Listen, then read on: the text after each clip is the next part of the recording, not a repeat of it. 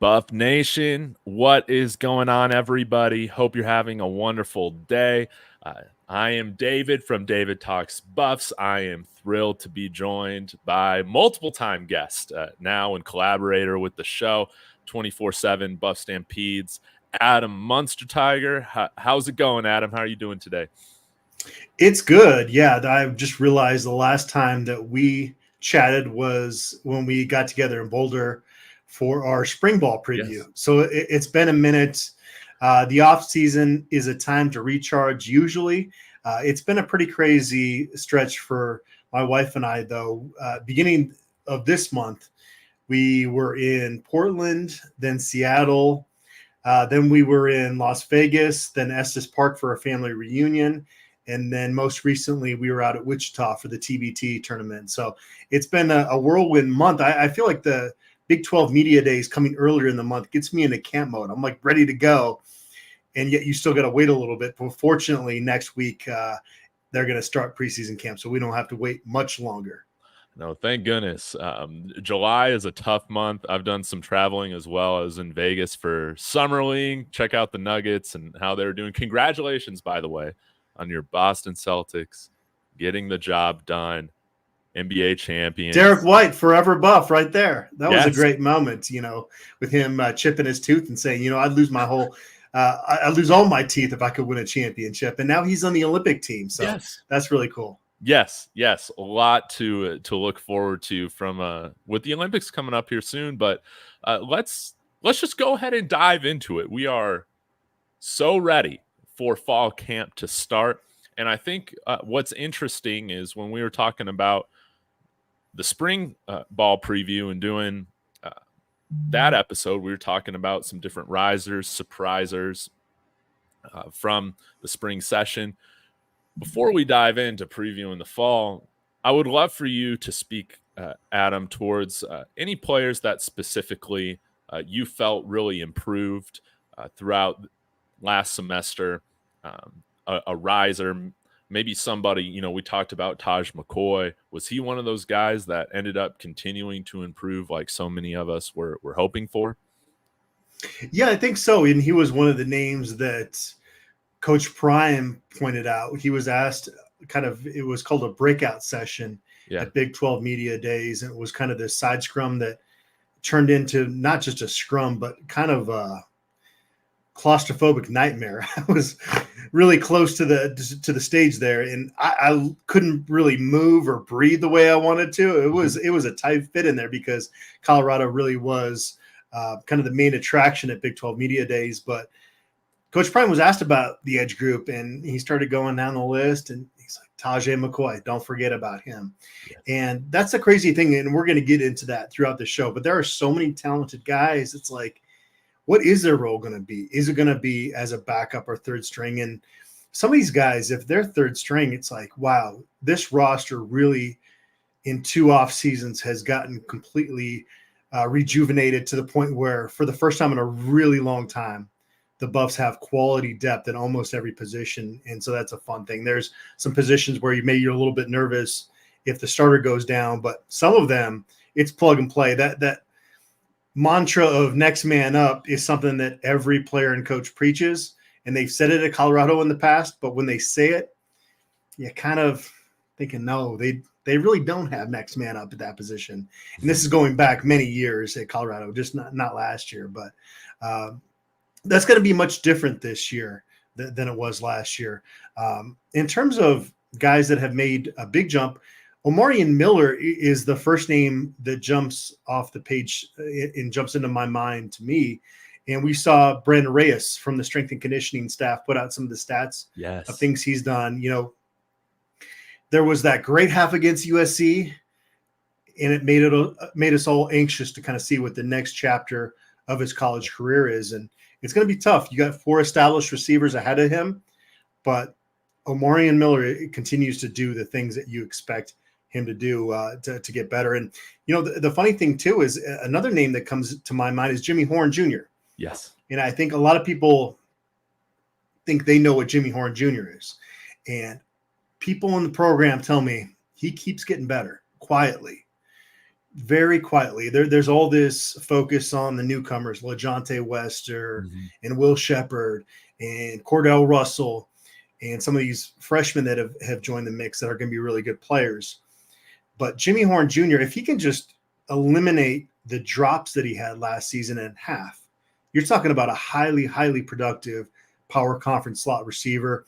And we'll see with Wester coming in. I think Jimmy Horn's going to play a little bit more across the board offensively. You're going to see him lining up a little bit outside sometimes this year. And he's a guy that I think people want to say they know what he is, and what he is in their minds is a pretty good player, but I think he could even make another jump forward going forward. Now, I don't know if receptions are going to go up. Last year, he was the 8th player in CU program history to have 58 receptions and 5 or more touchdown catches. Wow. That was the most since Laviska Shenault. He might not get as many targets, but if the efficiency is there where the drops aren't happening, I think that's going to be something that gets him potentially looked at by NFL programs next April. Wow. Yeah. I love the fact that you brought up both Miller and Jimmy Horn, because I'm just like a lot of the fans where I'm excited about the new names coming in. It's hard not to want to focus your attention on that, the shiny new toy type of syndrome, right?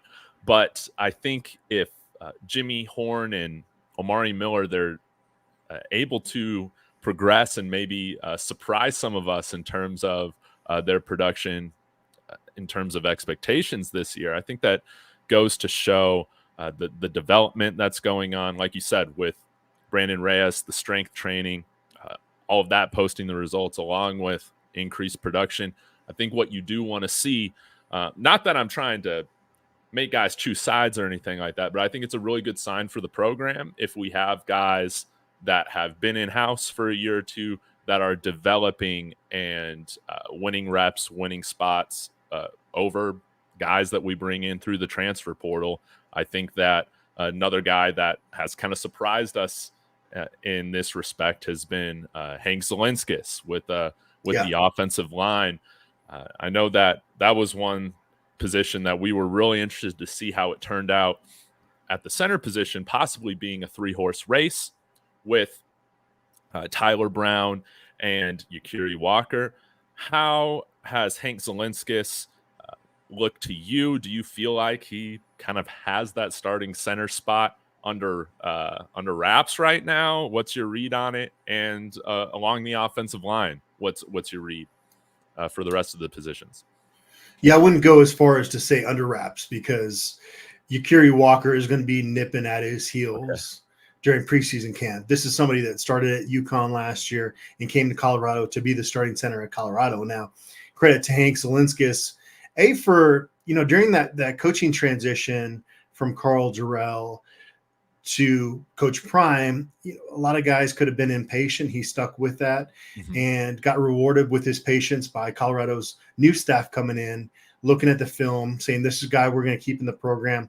Comes in last year and kind of proven to the point that his father protected Troy Aikman back in the day at UCLA, and he's got an older brother at Rutgers and a younger brother that's getting offers at Cherry Creek, that he's in this football family where it's like you're just not going to easily get thrown off your path. If your path is to make an impact at the University of Colorado, he put his head down, kept working. It kind of reminds me of Levonta Bentley last year when he got benched early in the season, that a lot of guys nowadays just kind of check out. And Hank Zelinskis, it's harder to say that as a true freshman because you need to be patient no matter what. But just the patience he showed during the recruiting process, came in as an under the radar guy, not really, a Coach Prime guy until he proved that he was, and got in the mix a little bit, started 2 games, played jumbo tight end a little bit last year, got his feet wet, and really took that to another level this offseason. And so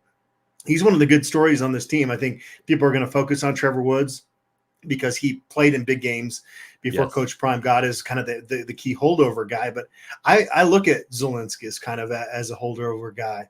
And so now guard is one of the more intriguing battles. I think you got 3 quality starters there. Left tackle seems to be Jordan Seaton, and right tackle Khalil Benson going into camp.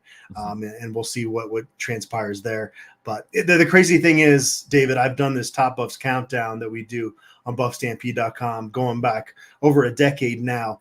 And we're right about 2/3 of the time. And this is kind of our thoughts going into camp. And that other third, though, there are guys that rise and fall. And so that's why I kind of talk less definitively and wouldn't say a guy like Hank Zielinski has it wrapped up. But I think he is unquestionably the leader in the clubhouse going into camp. Understood.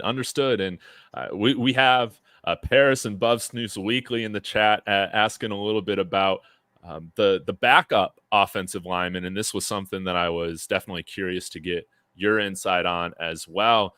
We brought in a lot of big offensive linemen, Peyton Kirkland, Zach Owens. A few of these guys transferring in are well over 340 pounds. Do you have any read on kind of where these backups will slot in position-wise? A guy like Wyatt Hummel coming in has played all over the offensive line in his career. Do you have any idea of where some of these guys' primary positions going to be entering camp?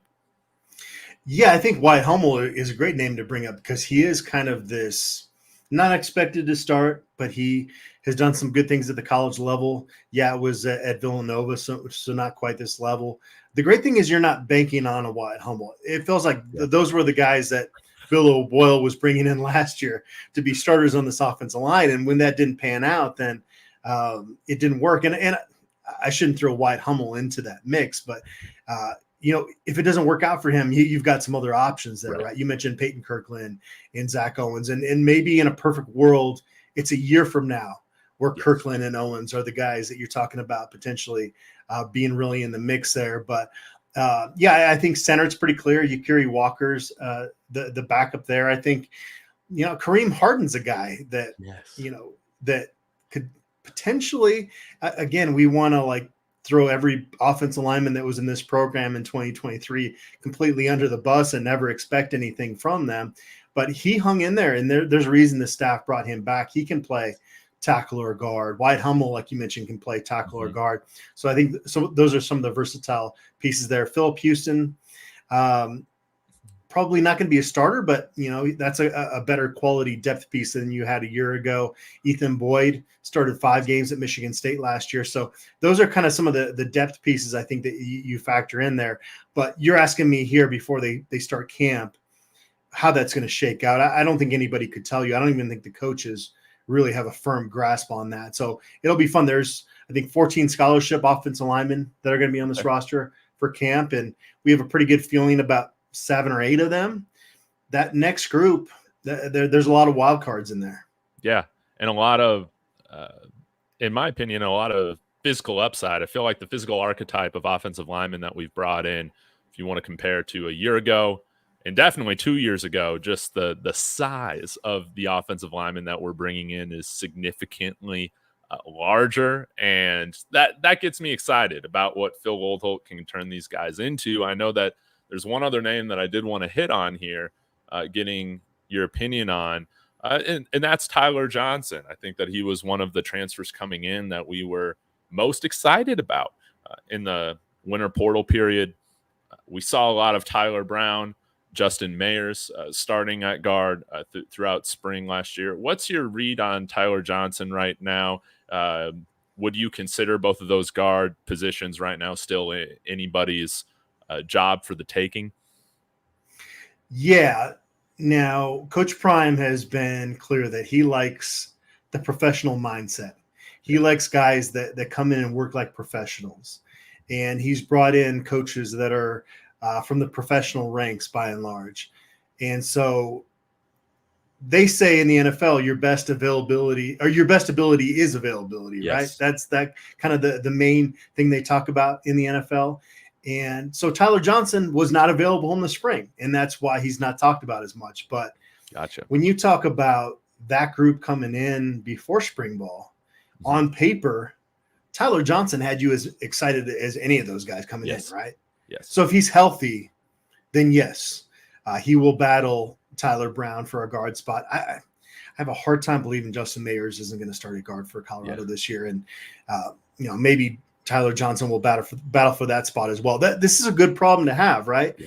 Is you're talking about guys that should start that might not, because you have too many of those guys. And so that's where Tyler Johnson fits in. I would not be surprised if he was all conference this year. I wouldn't also be surprised if he doesn't have a big role on this team, just because other guys established themselves and maybe he's just not healthy. So he's maybe the player that has the widest range of possibilities going into camp. Yeah, no doubt. It's a wonderful problem to have, something that we're not very used to in recent years, which is wonderful. But I do want to transition onto the defensive side of the ball, Adam, because I think that there are some very interesting camp battles that are going to happen on the defensive side of the ball, particularly the front seven. Right now, when people ask me on my shows, Dave, who do you see starting at inside linebacker or interior defensive line, those positions? I have ideas, but I can't really speak to great confidence with any of my predictions. I feel like there's a lot of question marks in terms of who is going to solidify themselves above the group as those starting players.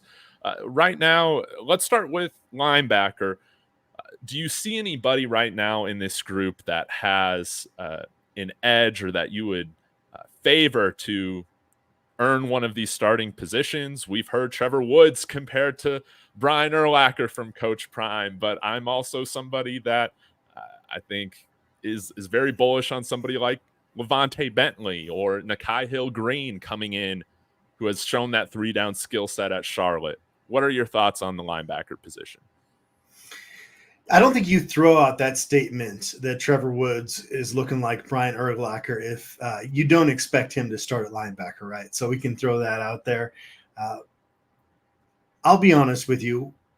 At the end of last year, I was kind of hoping internally Trevor Woods would move back to safety. I felt like his natural skills kind of shine better at that position. And then we had a chance to talk to Trevor Woods during spring ball, and he said, I really wasn't even practicing that linebacker those weeks that I was playing linebacker on game day. And it was like, well, that's kind of a hard task to ask a guy to go up that close to the line of scrimmage, deal with all that traffic without having that experience of playing that close to the line of scrimmage, and expect him to look like a world beater. And he didn't. He struggled at times. He was a big-time playmaker, a difference maker in some of those early season victories. But what this staff believes is that by him practicing at inside linebacker this whole offseason, really learning the intricacies of that position, and by adding a few pounds to his frame, he's not going to look in street clothes like your throwback linebacker ever, I don't think. But you have now, if this works with Trevor Woods being adequate against the run at linebacker, this makes you so much more better in coverage against those tight ends that are going to go running routes against Colorado this year. And so that's kind of the thinking in this new day and age with Colorado football, where you do have more depth. You can have more packages. And so maybe Levante Bentley, Hill-Green, and Woods all kind of play about the same amount of snaps, but it's in different packages. And Hill-Green, what's great about him is when he started out at Michigan, he was a safety linebacker hybrid. So he knows how to kind of play what Trevor Woods is going to be asked to play this year. Now, Hill-Green went to Charlotte and really thrived as a Mike linebacker. He's a great leader, a very mature young man, and is a guy that wants to be kind of that voice of the defense and is somebody that could do that for this defense. But you've also got Bentley, who is really he's a Mike linebacker, right? He's not going to be anything other than that. And the second half of last season, he was quietly really good. And part of the reason that defense showed some signs of improvement, whereas early in the season, it was kind of a tough transition.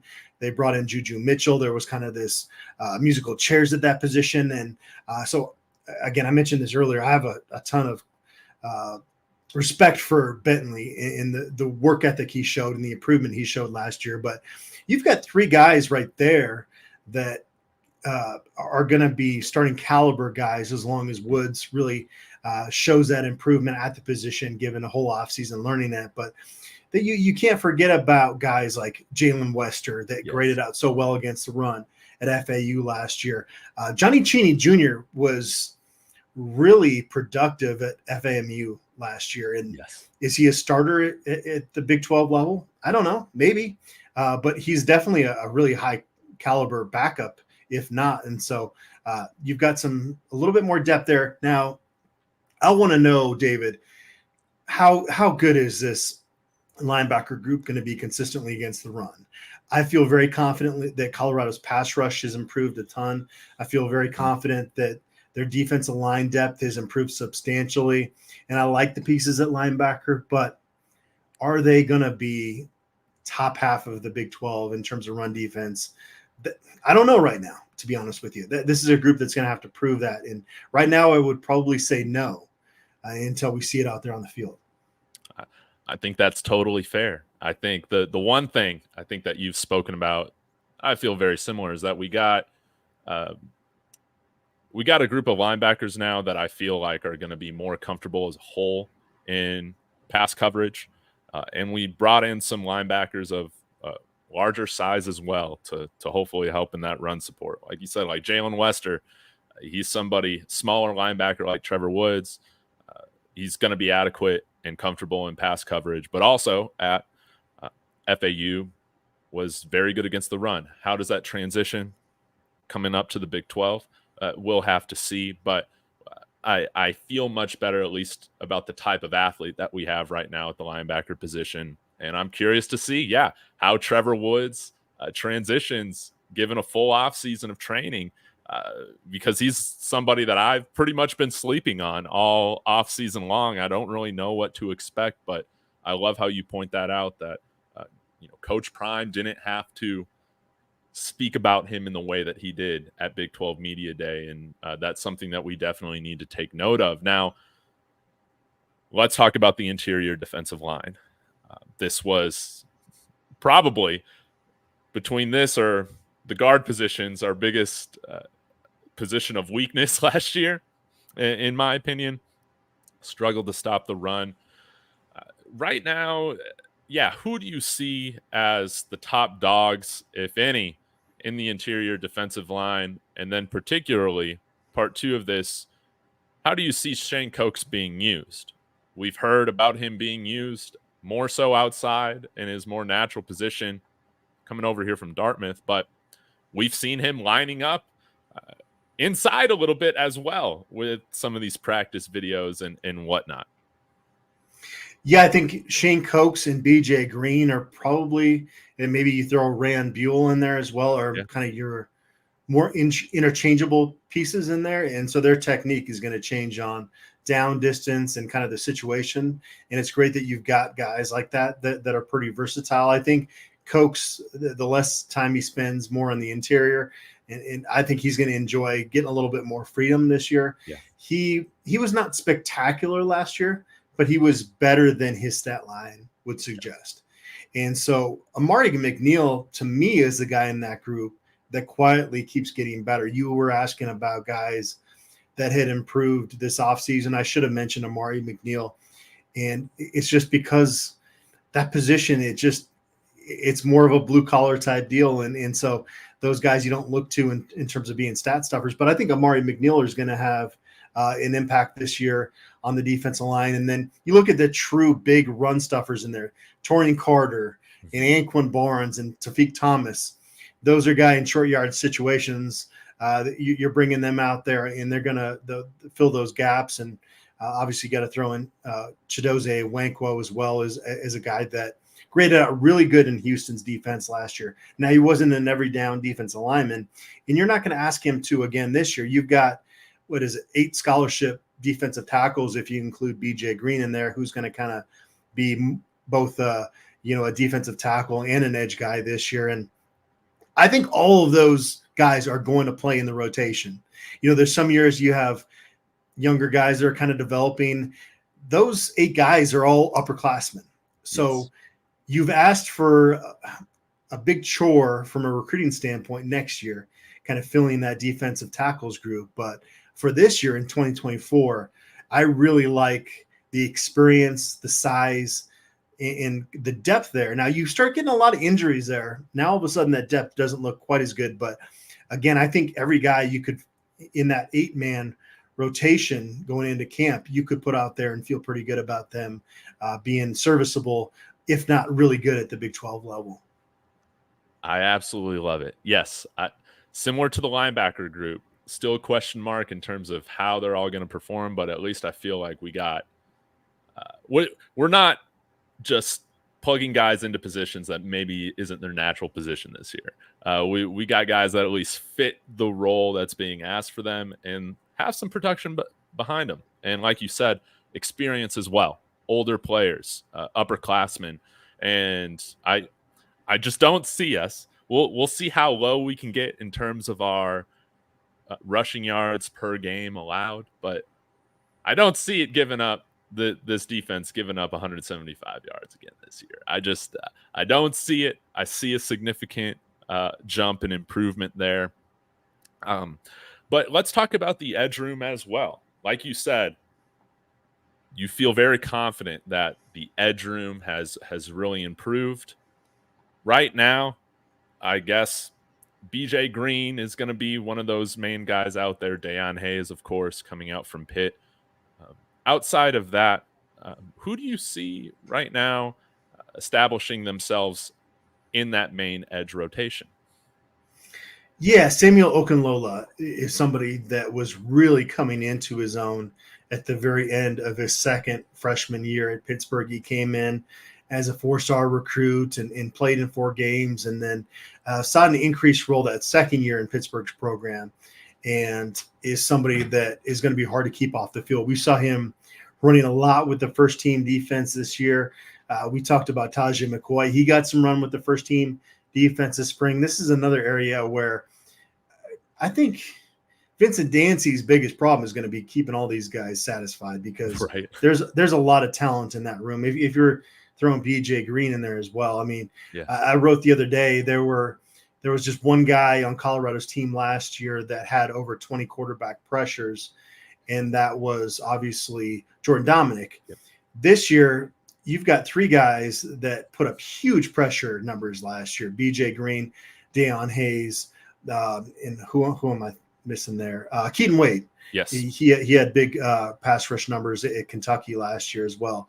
And then you've got a physical specimen in Quincy Wiggins that once the light turns on for him, it's going to be impressive. Nikhil Webb-Walker is somebody that is a good depth piece. Jeremiah Brown is somebody that would have started at Colorado in 2022. And now you're trying to figure out, how is this guy going to get on the field? We know he's going to be a huge special teams contributor, just like he was last year. He was one of their top 2 special teams guys in terms of snaps played, with Jaden Milner-Jones on special teams last year. How does he not get on the field? He makes plays when he's out there and given an opportunity. So I wouldn't quite say embarrassment of riches on the edge group like I would say with the receivers, but it's pretty close. That's a really good group. I would be really surprised if Colorado doesn't have one of the better pass rushes in the Big 12 this season. I absolutely love to hear that. It's going to be a much more fun defense to watch this year. And I'm thinking as well, special teams, I'm hoping to see an improvement from this year as well. I think Mata, I was really impressed with how he finished out the year this past year. My expectation is that he's going to be that primary place kicker for us. Interested to hear your thoughts on that. But how do you see these other position battles going on special teams with Zay Weaver gone? Who do you think is going to be returning kicks and punts? Is there going to be a battle for the kickoff specialist? I know we brought in somebody like, I can't remember his first name, Gerlach. We brought in another walk-on kicker. And, is there hope for Jace Feely to bounce back this year?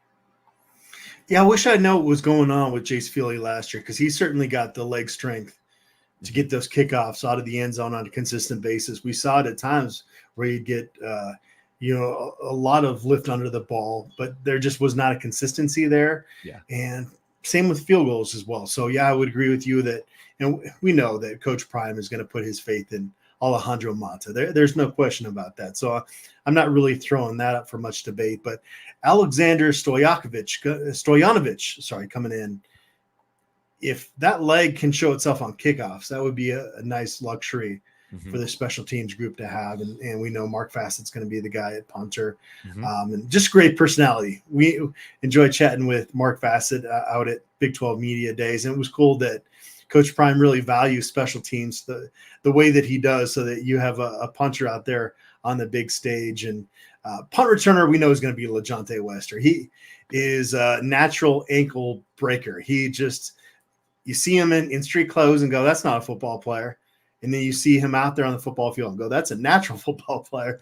He just does not have the size, but maybe, and I would imagine that's why people have underestimated him much of his football career. But I've told some folks, I've done some of these summer school previews with like Omaha radio and Iowa radio and all these random states. And they like asking, who's that under the radar guy that we don't know about, but we're going to know about in a couple months. And LeJohntay Wester is the answer there. And he just is so fluid with his route running, great hands. And again, doesn't have the size, but sometimes that kind of benefits him. He almost kind of gets lost out there. Yeah. And then, and then all of a sudden he's open and he's taking it to the house. And we saw a little bit of that in the spring game as well. So he's a guy there. Kick return, I don't know. I'll throw that back to you. Maybe Jimmy Horn Jr. Yeah. Yeah. I would like to see one of our wide receivers take care of it. If Dylan Edwards was still on the roster, I would definitely be interested in seeing him do it.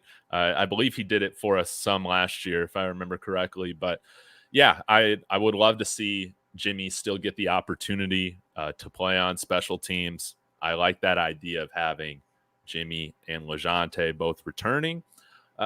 And I don't know. I don't know if we have anybody at that running back position right now that has speed to that level this year, which I think we've, gained experience and talent in some other aspects of the running back position. But that's something where I think right now I would prefer to see a wide receiver doing it. Maybe one of another wide receiver that I've been sleeping on, somebody that I haven't talked a lot about. Terrell Timmons, he's got some speed as well and some size. Maybe that ends up benefiting our return unit on kickoffs. I think that would be interesting. Speezy Gaming also talking about maybe a freshman coming in here has the opportunity to do that. Cam McKell, Brandon Hood, all that. I like that too. I like that too because sorry to cut you off, but you're good. We saw Coach Prime take so much pride at Big 12 Media Days when he talked about how many freshmen that come into the program, even though there are as many as most other FBS programs now in this new portal era of Colorado football, where they're focused more on that. But he took a lot of pride in the freshmen that come here play, and so I can see him looking at a Cam Michael or a Brandon Hood and saying, I would rather this guy have a role on this team, be engaged, than the alternative of him redshirting and kind of getting frustrated, especially, the kids just don't have the patience. I'm not talking about Michael and Hood specifically, but just in general, like you got to give these guys a reason to stick around. And if you give them a role as a freshman, I do like that idea for sure. One guy that I've wondered, and I think we mentioned him on the spring preview podcast. I was just wondering how, in your eyes, he's been developing or progressing.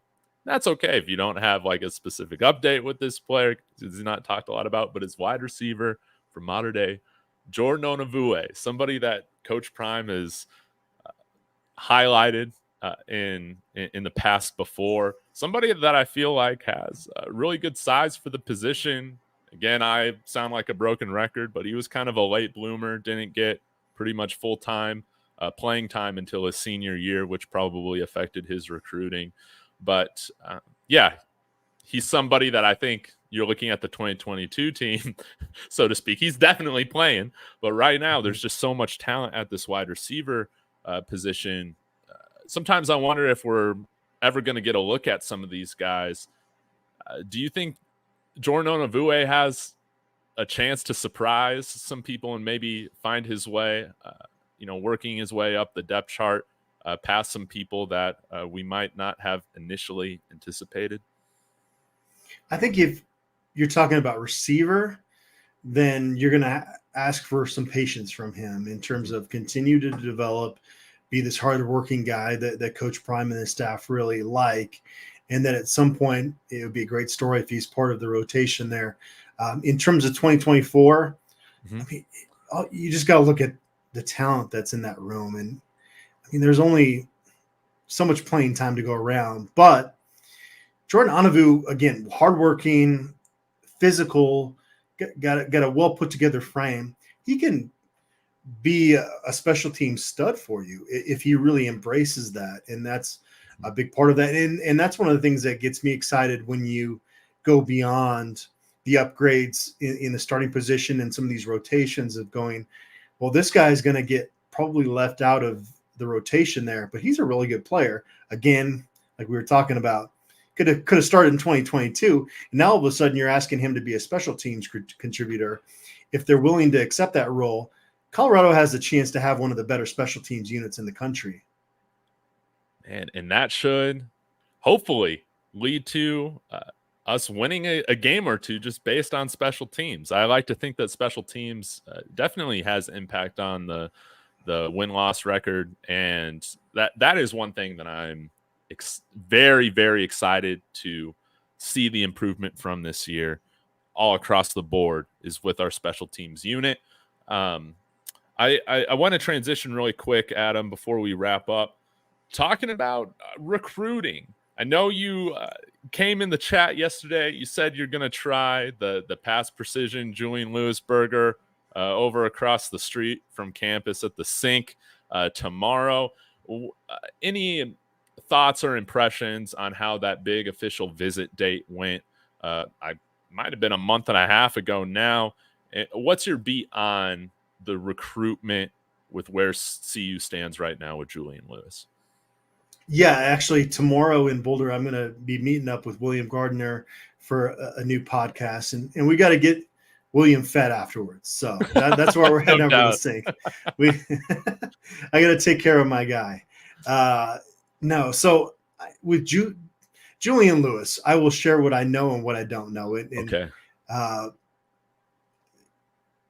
He took 2 visits to Colorado earlier this year before that official visit in June, before Juju's Precision Pass Burger became a thing, and before hashtag We Want Juju really took off, and before we had a group forming outside the Champion Center on his official visit. And I just kept hearing Colorado was knocking it out of the park. And I think he and his father can cut through a lot of the recruiting BS. Yes. But it's tough because things change and things might look different 3-4 months from now than they do now, but yet you're still kind of asked to make this decision as a quarterback early in the process and become a catalyst for your recruiting staff. And so I know it hasn't been an easy decision for him. Obviously, we could all make that assumption as well, just given the fact that he has yet to come out and definitively state where he is planning to sign in December. But there was a time leading up to that official visit, I heard that, okay, he's definitely going to stick with USC, and then all of a sudden Auburn's NIL offer is too big to come at to match, and then Indiana's a sleeper here as well, and Colorado was kind of this afterthought with him with Colorado in terms of just kind of the national perception. And through that whole time process, what I was hearing was different than that. And I said not too long ago, I think the chances of Juju Lewis being part of this recruiting class for Colorado is greater than him not being part of it. Now, he could make a decision today, and that still wouldn't be the end of it. We got to wait till December. So I don't know. I'm not trying to straddle the fence here too much. I have felt much better about Colorado's chances for a very long time than a lot of people. And we've seen things get a little bit quiet with some of the high-profile guys that pick Colorado, Jordan Seaton, Cormani McLean. And so if you're a Colorado fan, that's what you're hoping, because it's been a little quieter with Julian in his camp in recent weeks. But I still feel good. Yeah. Now, if he decides to stick with USC, whether that's soon or in the future, I guess it wouldn't shock me. But I would put my chips on the table for Colorado if I had a bet on this thing right now. Yeah. Yeah. I think the stock's up as well. Now, if Colorado does get that Julian Lewis flip this summer before the season starts, of course, like you said, you got to still recruit your commits to make sure that they sign. But is there any specific position group that you kind of get a read on that they're going to be focusing on very intentionally in the fall with high school recruiting at all? Yeah, I think defensive line is a position, but again, that might be more portal heavy because you've got so many seniors on that defensive line that you're going to want to get more college ready guys. So you're going to see this transition if Coach Prime decides to stay in Boulder for the foreseeable future of them, like you said, getting more high school guys over time. Mm-hmm. But in terms of the high school ranks, you've got a lot of guys that are going to come on board if Juju Lewis does, right? Yeah. From Georgia. Yes. So I guess that's what to keep an eye on. But I think D-line is an area you've got to continue to fortify, and you really can't ever stop recruiting the trenches because the portal is tougher to recruit offensive and defensive linemen. Typically, those guys come into a program, and if they have success and they're starting, they're happy and they're going to be projected to the NFL in a year or two, whatever their eligibility is. And so you don't have this market of guys in the portal. Now, it was lucky for Colorado that they have the platform that they do.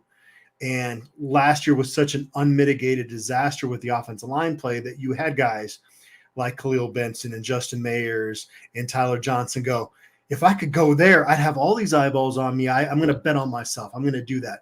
And so Colorado could do that. And I guess you could try to bank on that again if you have a lot of success on the field this fall in terms of portal recruiting. But generally, the programs like Utah and even North Dakota State, who they're going to face from the FCS ranks, these are programs that recruit well in the trenches from high school and they develop them. And so that's the strong lifeblood of a program going forward. If that's the plan for Coach Prime and this staff, but it takes patience. Those guys aren't instant oatmeal. They take some time to develop. And so those would be the areas I'd look at just in terms of, let's see improvement there.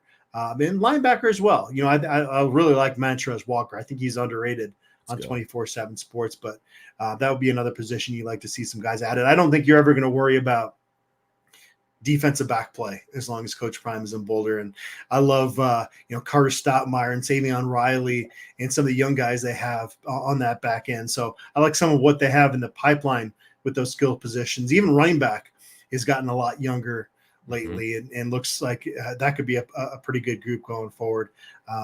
Certainly it will be interesting though, Dave, and I'm curious if Julian Lewis does sign with Colorado, do they still take a portal quarterback? Because Julian Lewis reclassified from 26. So he's coming in as a young freshman. Yes. And so that would be an interesting dynamic from a recruiting standpoint as well. Yeah, that's a very good point because, maybe there's some question marks around, hey, is he ready to take the kind of damage that a starting quarterback in the Big 12 or Power 4 has to withstand in order to make it through a season. I would love to see some more overall talent and depth brought into the quarterback room, definitely. And I think again, it's gonna be interesting to see if Julian Lewis is still trying to figure things out. I think that one thing that's really working in our favor is the fact that if he wants to play early, I think his path to playing early is definitely more clear out here than it is with right now with USC and Miller Moss. Granted, maybe Miller Moss just has that Mark Sanchez year or something like that where he hits it out of the park and is an NFL first-round pick next year. I don't know. Right now, I'm not going to predict that that's going to be the scenario. I think if he's going to USC, he's going to be sitting behind a starter for a little bit. We'll have to see how it all plays out. Before we wrap up, Adam, I have one fun question for you. Last year was so cool having College game day here, big noon kickoff multiple times. Do you have an over-under or like a line set for how many big noon and college game days we get this year? You think we're going to get multiple appearances or showcases on those platforms this year? If Colorado starts winning football games, yeah, it's kind of like the Field of Dreams. If you build it, they will come. For Colorado football in 2024, if you win, they will come. We saw it last fall. That is not changing. And in fact, if you start talking about Colorado going deeper into the season, being part of that Big 12 title discussion, then I expected to. I talked about last year. It kind of felt like you were living in a movie. If Colorado wins football games this year, it's going to be another movie in Boulder. Well, man, I absolutely love it. Adam, thank you again so much for joining. I really appreciate it. We'll have to make sure we do a season preview after fall camp wraps up. But in the meantime, before then, please let all the viewers know what you got going on. You mentioned you're recording an episode with William Gardner tomorrow. Anything else on the horizon? BuffStampede.com tomorrow. I get up early. I head down to Boulder. I'm going to do a podcast with Rick George, the athletic director of the year. So looking forward to that. And then I head over to the Boulder Public Library. Maybe I shouldn't have said that publicly because William Gardner is going to have his fan club out there looking for autographs. But we're going to record the end of our Top Buffs countdown. Then we're going to do a camp preview. And then we're going to head over, get the Juju's Precision Pass Burger. And I'm going to talk to, I think later this week, as long as his schedule still allows, I'm going to talk to the father of Derek White, Richard White, who is a great guy. And he was there at every game that Derek played during his season with the Buffs at the CU Event Center. So looking forward to catching up with him. And then I'm going to try to catch my breath over the weekend and get some sleep, because maybe a little yard work done, because camp is starting in Colorado next week. And I told you earlier, Big 12 media days got me into camp mode. And then I had to kind of press pause because we didn't have camp yet. So I'm really anxious to get that going. Yeah, no doubt the sprint is about to begin. Again, Adam, thank you so much for joining. Everybody in the chat, thank you so much. Be sure to leave your comment if you're watching on the replay. Smash that like on the way out. I will be back, I'm sure, with another video at some point, either today or tomorrow. So y'all smash that subscribe and bell notification if you haven't yet. And go subscribe to Buff Stampede, linked in the description of this video. We will all catch you guys later. And as always, y'all, Go Buffs.